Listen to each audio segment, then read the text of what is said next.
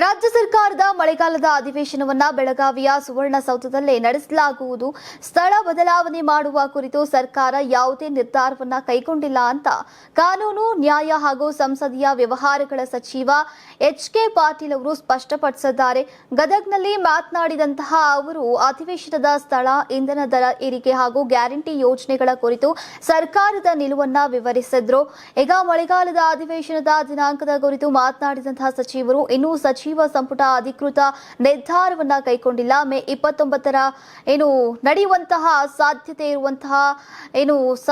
ಇರೋದ್ರಿಂದ ಈಗ ಸಚಿವ ಸಂಪುಟ ಸಭೆಯಲ್ಲಿ ಅಧಿವೇಶನದ ದಿನಾಂಕದ ಬಗ್ಗೆ ಅಂತಿಮ ತೀರ್ಮಾನವನ್ನ ಕೈಗೊಳ್ಳಲಾಗ್ತಾ ಇದೆ ಅಂತ ಹೇಳಿದ್ದಾರೆ.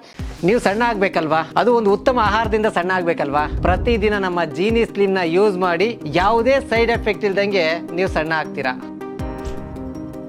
ಇದೇ ವೇಳೆ ಪೆಟ್ರೋಲ್ ಮತ್ತು ಡೀಸೆಲ್ ಬೆಲೆ ಏರಿಕೆ ವಿಚಾರವಾಗಿ ಕೇಂದ್ರ ಸರ್ಕಾರದ ವಿರುದ್ಧ ತೀವ್ರ ಆಕ್ರೋಶವನ್ನು ವ್ಯಕ್ತಪಡಿಸಿದಂತಹ ಅವರು ನಿರಂತರ ಬೆಲೆ ಏರಿಕೆಯಿಂದ ಜನರ ಮೇಲೆ ಹೆಚ್ಚುವರಿ ಹೊರೆ ಬೀಳ್ತಾ ಇದೆ ಅಂತ ಆರೋಪಿಸಿದ್ರು.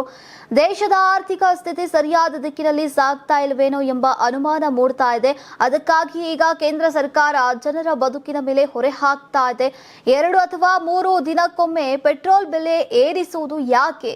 ಚುನಾವಣೆ ನಡೆದ ಅವಧಿಯಲ್ಲಿ ಬೆಲೆ ಏರಿಕೆಯಾಗಲಿಲ್ಲ, ಆದರೆ ಈಗ ನಿರಂತರವಾಗಿ ದರ ಹೆಚ್ಚಳವಾಗ್ತಾ ಇರೋದು ದುರಾದೃಷ್ಟಕರ ಬೆಳವಣಿಗೆ ಅಂತ ಅವರು ಕಿಡಿಕಾರಿದ್ದಾರೆ.